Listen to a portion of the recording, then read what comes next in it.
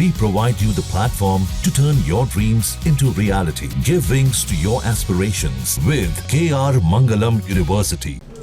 कबीरदास जी का एक बड़ा प्रसिद्ध दोहा है, जाति न पूछो साधु की, पूछ लीजिए ज्ञान, मोल करो तरवार का, पड़ा रहन दो म्यान।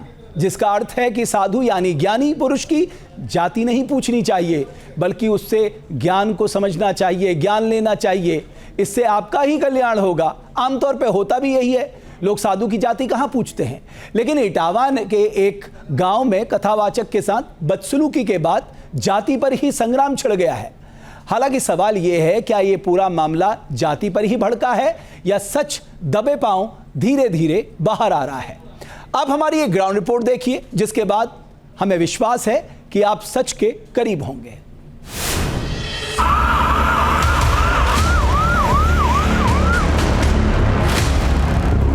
इटावा के दादरपुर गांव में कथावाचक की चोटी काटने के बाद सियासी पारा गरमाया हुआ है। पूरे मामले को जाति रंग देने की कोशिश की जा रही है। मामले का सच क्या है, ये जानने के लिए न्यूज स्टेशन की टीम इटावा के दादरपुर गांव में पहुंची। इस दौरान समारोह स्थल पर अब भी कलश रखा हुआ नजर आ रहा है। गांव में बड़ी संख्या में पुलिसकर्मियों की तैनाती की गई है। हम दादरपुर गांव में मौजूद हैं और यहां पर आपको दिखाना चाहेंगे कि ये वो जगह है जहां पर भागवत कथा का आयोजन किया गया था। जहां पर व्यास पहुंचे, उन्होंने बाकायदा कलश यात्रा निकलवाई। इसके बाद पूजन का सिलसिला शुरू हुआ, लेकिन तमाम लोगों ने ये कहना शुरू कर दिया कि पूजन सही तरीके से नहीं कराया जा रहा है। जिसके बाद स्थानीय ग्रामीणों ने खोज खबर की तो पता चला मुकुटमणि, जो कि यहाँ पर व्यास बन कर के आए थे, उनके बारे में लोगों को भ्रम था कि शायद वो ब्राह्मण हैं, इस वजह से यहाँ पर भागवत कथा करने के लिए पहुँचे हैं। लेकिन उनका आधार कार्ड चेक किया गया तो पता चला वे गैर बिरादरी से हैं।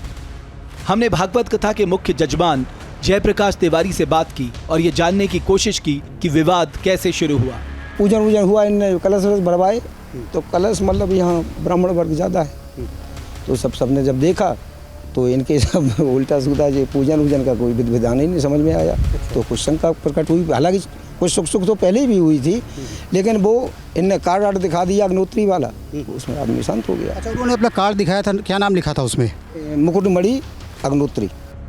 घर वालों के मुताबिक शुरुआत से ही कथावाचक का बर्ताव संदिग्ध दिख रहा था। खाने के दौरान जब महिलाओं से बदसलूकी की बात सामने आई तो वो हड़बड़ा कर भागे। इस दौरान उनकी जेब से कुछ कार्ड गिरे, जिनमें दो आधार कार्ड थे। दोनों कार्ड में अलग अलग नाम और जाति देखकर विवाद बढ़ गया। जेब से कोई वो कार्ड थे जो आरडी वगैरह थे उनके, और जो कार्ड होते हैं जो भागवतों में जो बांटे जाते हैं, अपना प्रचार पंडित करने के लिए देते हैं, वो उनकी जेब से सारे वो गिर गए, पॉकेट से गिर गए। तब तक वो यहाँ से वो चले गए। तो फिर कुछ बच्चों को ये मामला का कार्ड था, उसमें क्या लिखा हुआ था, क्या नाम लिखा था उसमें? अग्नोत्री के नाम से था, एक वो मुकुटमणि सिंह के नाम से था, दो आरडी अलग अलग नाम से थी। ग्रामीण महिलाओं ने पूरे मामले में अखिलेश यादव के रुख पर भी सवाल उठाया और वोट बैंक के लिए मामले को भड़काने का आरोप लगाया।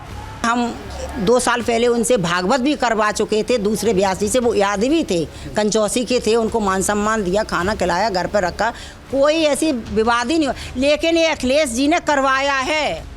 इस दौरान ग्रामीणों ने कथावाचक पर पेशाब छिड़कने की बात को पूरी तरह से मनगढ़ंत करार दिया। यादवों के संगठनों से जुड़े लोगों के गांव में घुसकर उपद्रव करने से तनाव का माहौल है। गांव की महिलाएं डरी हुई हैं। उनका दावा है कि योगी सरकार की वजह से वो लोग सुरक्षित हैं। उसको सम्मानित कर रहे हैं, एक ब्राह्मण समाज को नीचा दिखाए रहे। बिल्कुल यही समझ में आ रहा है कि भाई अब तो कहीं भी बहन बेटियाँ सुरक्षित नहीं है। इंसाफ होगा, बाबा करवाएगा, इंसाफ दिलाएगा और दिला भी रहा है। बाबा के सहारे हम लोग आज बचे हैं और वो ही इंसाफ करेंगे। बाबा आज ना होते तो पता नहीं हम लोगों को क्या होता। फिलहाल पूरे विवाद पर प्रशासन सख्त हो गया है। दादरपुर गांव में घुसने की कोशिश के दौरान उपद्रव करने वाले 1.5 दर्जन से ज्यादा लोगों को हिरासत में लिया गया है। कथावाचक के साथ बदसलूकी करने वाले लोगों की पहचान कर कार्रवाई की जा रही है। प्रशासन का शिकंजा कथावाचक मुकुटमणि यादव पर भी कसता जा रहा है। मुकुटमणि यादव पर 2 आधार कार्ड रखने का आरोप है। प्रशासन ने मुकुटमणि यादव और उनके सहयोगी संत सिंह यादव के खिलाफ मामला दर्ज कर लिया है।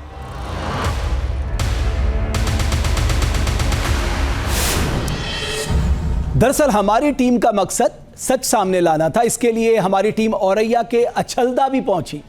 अछलदा वो जगह है जहां दोनों कथावाचक रहते हैं। पूछने पर कथावाचकों के परिजनों और पड़ोसियों ने घटना की निंदा की और दोषियों के खिलाफ सख्त कार्रवाई की मांग की।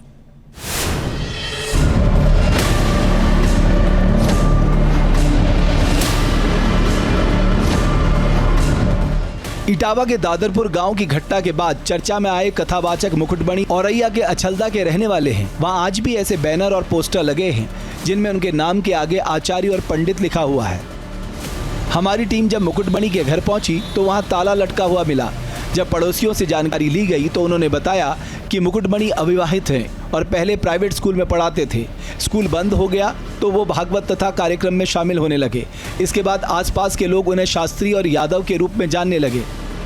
मैं जब भी आगरा से यहाँ आता हूँ, यहाँ पे अछलदा में मेरा पैतृक है और मैं आता जाता रहता हूँ, पर हमेशा से ही इनको हम लोगों ने यादव ही जाना है और इन्होंने अपना यादव ही बताया। कथावाचक संत कुमार यादव भी मुकुटमणि की तरह अध्यापक थे। वो भी स्कूल बंद होने के बाद कथा मंडली में शामिल हो गए और सहायक कथावाचक बन गए।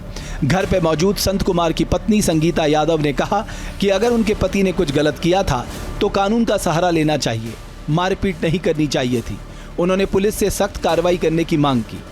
शाम को 8 बजे तक मतलब इन लोग को वहाँ पे मतलब मारा पीटा गया।